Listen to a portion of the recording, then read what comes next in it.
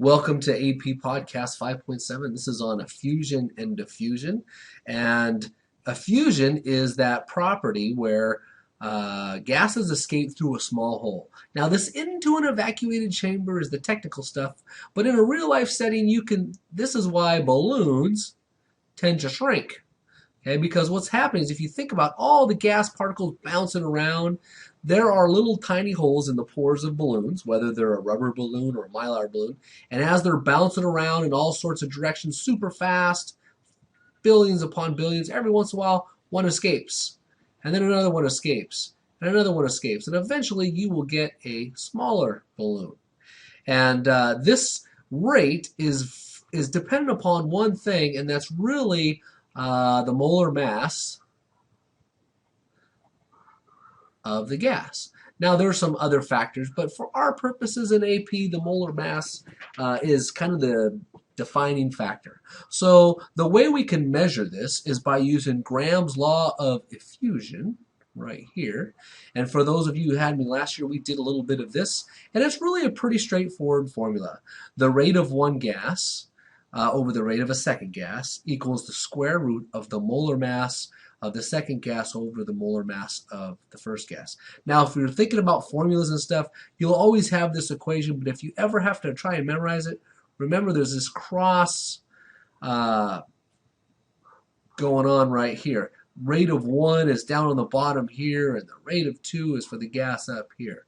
And that's this inversely proportional square root mass of the particles. All right? But mathematically, it's just simply cross like that. So let's try a couple problems. They're not too bad. Helium effuses through a porous cylinder 5 times faster than a compound. What is the compound's molar mass? Well, I'm just going to write the formula really quick. I'm just going to put R1 over R2 equals the square root over the molar mass of 2 over the molar mass of 1. And let's just work this out. Now, the rate is 5.5 times faster. So let's just say that's 5.05. Okay. And we'll just put it over 1, right? Here's gas 1. It's 5 times faster than that, so we'll just put that as 1.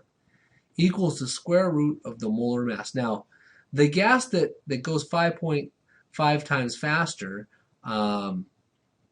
is helium. So you can see it right there. So that gas, which is up here, the molar mass has to go down, right? So the molar mass of helium is 4.00 grams per mole. And then this is basically our molar mass of 2, or our x value, right? If we're thinking about algebra. So how do I solve this problem? Well, the first thing, in order to solve this, I've got to just take the square of both of these, right? The square of that, and that gives me 25 point, what would that be? 5.25, and that equals the molar mass of 2 over 4, right? Because by squaring this, I should have put a square over here. By squaring that gets rid of that square root sign. And then if we solve for M2, using our awesome algebra skills, we get a value of x equaling 102 grams per mole. So there we go. We found the molar mass of that gas. So you can solve a problem like that where you've got to find the molar mass. The other way is you could solve a problem having to find one of these rates. And that's what this second question is. How much faster does H2 effuse than uranium hexafluoride? Okay, so we know that rate of 1 over rate of 2 equals the square root of the molar mass of 1 over the molar mass of 2. And so the rate of 1 is going to be whatever hydrogen effuses at, and this is UF6, right? And then let's just put the molar masses in here. The molar mass of UF6 is 352.02, and the molar mass of H2 is 2.016. And so when I work that out, I get a value that equals 13.1.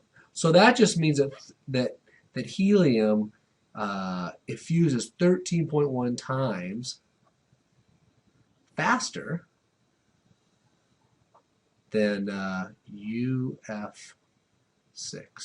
All right.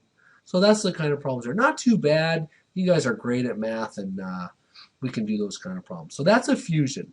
Let's look at diffusion. Diffusion is a little different situation. Diffusion is when you've got some gas and it spreads throughout the room. You can think of a couple scenarios. Maybe someone with a little bit of cologne walks into a room, and eventually, if you imagine a room and you're sitting in the room here, and this person walks in right here, okay, and then eventually the smell is going all over the place. And we can all smell them because the gas is diffusing. You can also imagine a very similar situation where we're sitting in a room, hanging out, and someone decides to let it rip. Well, pretty soon the person way over here and the person over here, person over here, we know that they let it rip because gas is diffusing. It's spreading out. Now the situation is with diffusion is it's very similar to effusion. The heavier the gas, the slower it's going to diffuse. And in a real life situation, gases are bumping into each other. Of course, there's air, so they've got to be bumping into all the oxygen and the nitrogen molecules around. And it's really a lot more difficult calculation to do, more so than the effusion law. So in AP, we don't have to deal with it. But a best estimate of effusion or diffusion rate would be Graham's law. So we could technically still use Graham's law of effusion to do the diffusion problems, but that's not required of us in this course. So that's kind of nice. So there you have it.